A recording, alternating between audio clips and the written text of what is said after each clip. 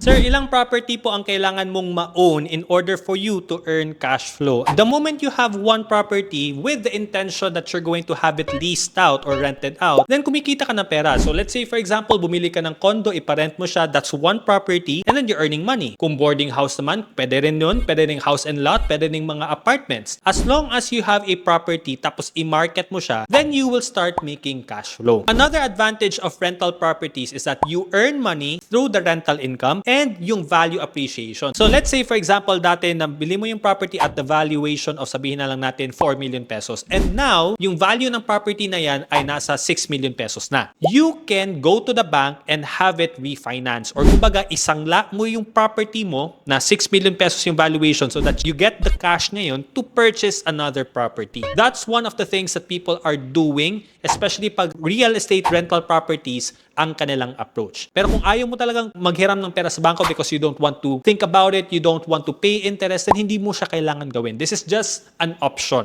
Meron din kasing iba na gusto nila fully paid itong property number 1. Property number 2 is also fully paid para wala silang iisipin ng mga interest na kailangan nila habulin doon sa bangko at saka yung mga payments, and pwede rin naman. So kung meron ka pang tanong about real estate or anything related to finance, just put it sa comment section.